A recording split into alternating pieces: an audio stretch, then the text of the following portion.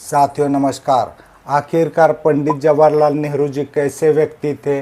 कुछ लोगों का कहना ये है वो खलनायक थे, वहीं पर कुछ लोग ये भी कहते हैं वो नायक थे।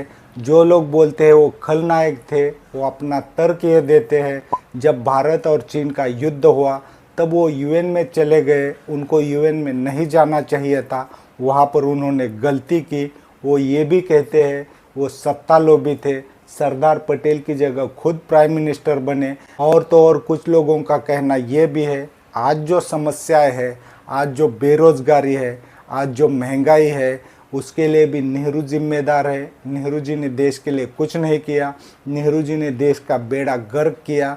लेकिन जो लोग ये कहते हैं नेहरू जी नायक ही नहीं महानायक थे, उनका कहना ये है नेहरू जी ने आज़ादी की लड़ाई लड़ी, उन्होंने देश के लिए बहुत कुछ किया है, देश के लिए बहुत कुछ दान दे दिया है, अपने लिए देश से कुछ भी नहीं लिया। तो साथियों आज के वीडियो में हम दोनों तरफ की बातें सुनेंगे, दोनों तरफ के लोगों का जवाब देने की कोशिश करेंगे, दोनों तरफ का सच जानने की कोशिश करेंगे। वीडियो के अंत में मैं अपनी भी राय दे दूंगा और आप भी अपनी राय कमेंट करके दे दीजिए।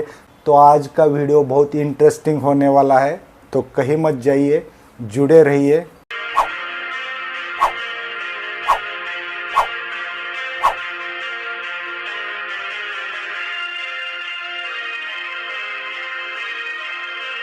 साथियों नमस्कार। आइए वीडियो की शुरुआत कर लेते हैं, जानने की कोशिश करते हैं नेहरू जी नायक थे या खलनायक थे। पहले इस बात को समझ लीजिए, नेहरू जी बहुत ही अमीर ख़ानदान से थे, बहुत ही समृद्ध ख़ानदान से थे, उनके पास पैसों की कोई कमी नहीं थी। उस ज़माने में वो विदेशों में पढ़ते थे, उस ज़माने में विदेशों में पढ़ना कोई आम बात नहीं होती थी। आज भी अगर हम अपने बच्चों को विदेशों में पढ़ाना चाहेंगे तो हमारे ऊपर क्या गुजरेगी आप लोग अच्छे से जानते हो। तो ये कहना वो लालची थे, लोभी थे, गलत होगा। अब बात करते हैं आगे की। जब उनकी पढ़ाई ख़त्म हो जाती है तब वो विदेशों में अच्छी नौकरी कर सकते थे, वहाँ पर अच्छी ज़िंदगी जी सकते थे, लेकिन उन्होंने भारत में आना उचित समझा। भारत में आने के बाद भी उनके पास बहुत सारे पैसे थे। वो कितने पैसे वाले थे आगे आपको वीडियो में पता चलेगा। आप यहाँ पर इस बात को समझ लीजिए, वो अच्छा सा बिजनेस डाल सकते थे और यहाँ पर भी वो अच्छी ज़िंदगी जी सकते थे, लेकिन उन्होंने देश की आज़ादी को इम्पोर्टेंस दिया और ख़ुद को आज़ादी की लड़ाई में झोंक दिया। इसी से उनकी देशभक्ति कितनी थी आप लोग अंदाज़ा लगा सकते हो, क्योंकि कौन नहीं चाहेगा अपने पास पैसा हो, अच्छी ज़िंदगी जी सकते हो, फिर भी आज़ादी की लड़ाई में जाकर अंग्रेज़ों के जेलों में रहना। साथियों लगभग 9 साल तक अंग्रेज़ों ने नेहरू जी को जेल के अंदर डाला था, फिर भी उनकी देशभक्ति कम नहीं हुई। उन्होंने आखिर तक आज़ादी की लड़ाई लड़ी और आखिरकार देश को आज़ाद भी कर दिया। देश की आज़ादी में उनका बहुमूल्य योगदान था।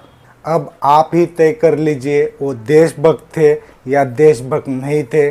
अब चलते हैं आगे। हमारा देश पूरी तरह से आज़ाद हो जाता है, नेहरू जी के हाथ में सत्ता दी जाती है। यहाँ पर सवाल ये उठाया जाता है सरदार पटेल जी को बहुत सारा समर्थन था, फिर भी नेहरू जी प्राइम मिनिस्टर क्यों बने? तो आप इस बात को ऐसे समझ लीजिए, तब कोई आम चुनाव नहीं हुए थे, नेहरू जी को कांग्रेस के अंदर से प्राइम मिनिस्टर बनाया गया था। हो सकता है उनके बीच में बहुत अच्छी बात हो गई होगी। समर्थन ज़्यादा होने के बाद भी सरदार पटेल जी ने कभी ये नहीं कहा मुझे प्राइम मिनिस्टर नहीं बनाया गया। लेकिन मेरा अपना तर्क ये है नेहरू जी को इंटरनेशनल आइडेंटिटी बहुत ज़्यादा थी, शायद इसलिए उनको बनाया गया होगा। लेकिन उस बात को छोड़ दीजिए, अब हम महानायकों की बात करते हैं। सरदार पटेल और नेहरू जी ने मिलकर देश को किस तरह से संभाला है।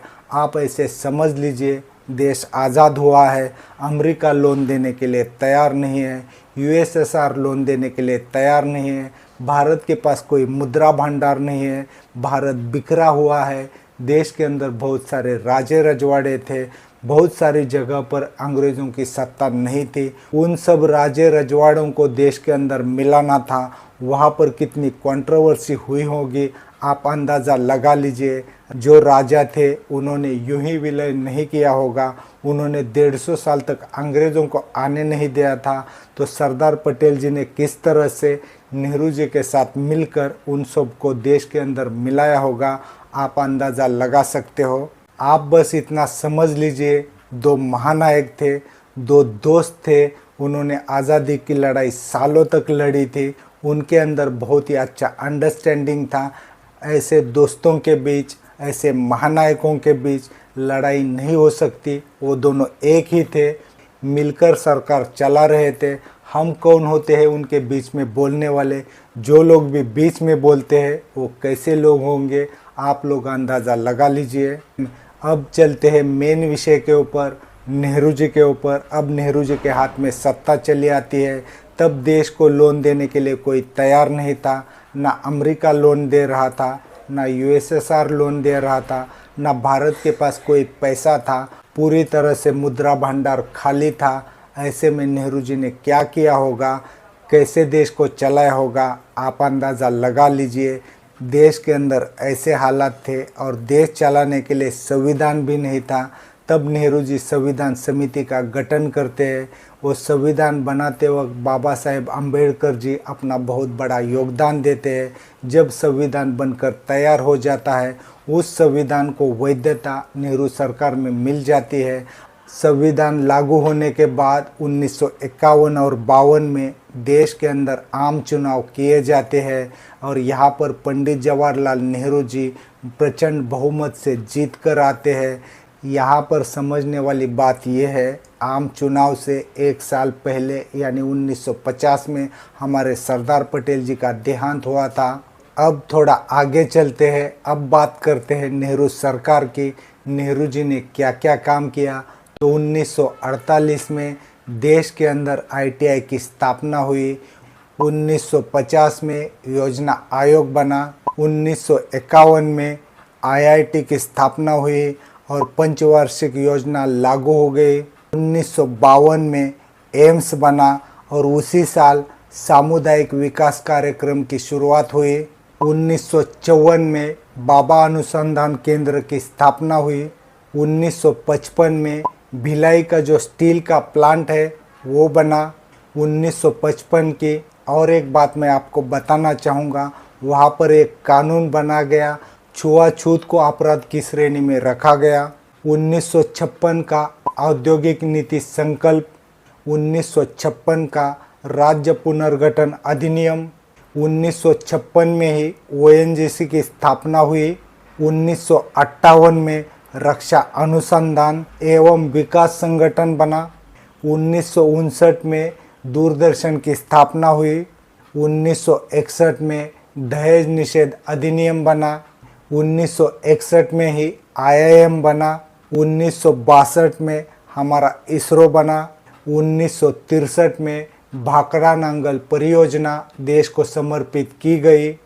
1964 में भेल की स्थापना हुई और भी कई काम किए गए। सारे कामों की लिस्ट जोड़ूंगा तो ये वीडियो बहुत लंबा हो जाएगा, लेकिन आप ऐसे समझ लीजिए बहुत सारी परियोजनाएं आई, बहुत सारे बांधकाम के काम किए गए, बहुत सारी सरकारी कंपनियां बनाई गई, जैसे रेलवे, एलआईसी, ऐसी 33 सरकारी कंपनियां बन चुकी थी। यहाँ पर मैं ये कहना चाहूँगा, नेहरू सरकार एक सफल सरकार मानी जाएगी, क्योंकि नेहरू सरकार में बहुत सारा काम हुआ है, बहुत सारे कानून बने हैं, बहुत सारी परियोजनाएं आई है।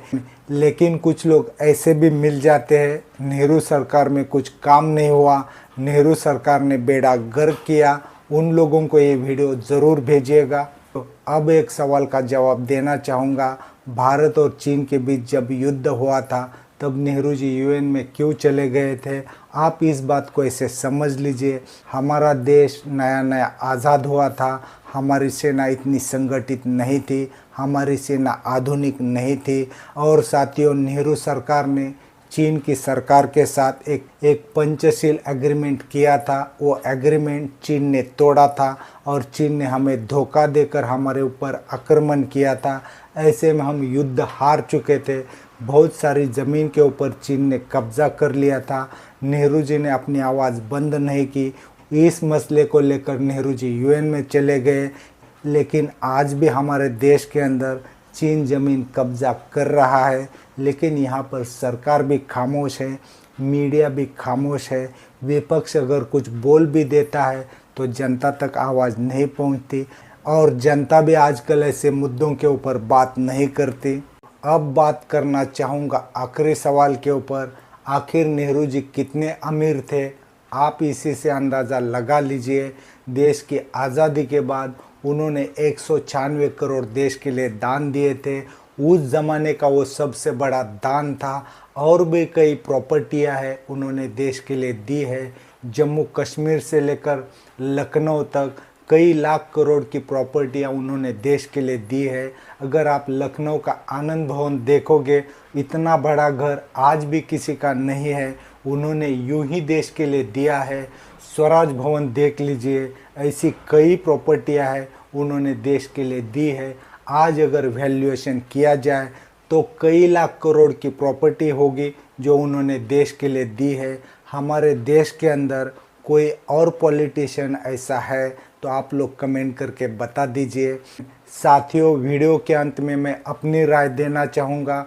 जैसे कि वीडियो के शुरुआत में मैंने कहा, मेरी अपनी राय ये है, नेहरू जी नायक ही नहीं महानायक थे। और एक बात कहना चाहूँगा, वो महान थे, महान है और हमेशा महान ही रहेंगे। अगर आप लोगों की कुछ अलग राय है तो कमेंट करके ज़रूर बताइए। आज के लिए बस इतना ही, मिलते हैं अगले वीडियो में। नमस्कार।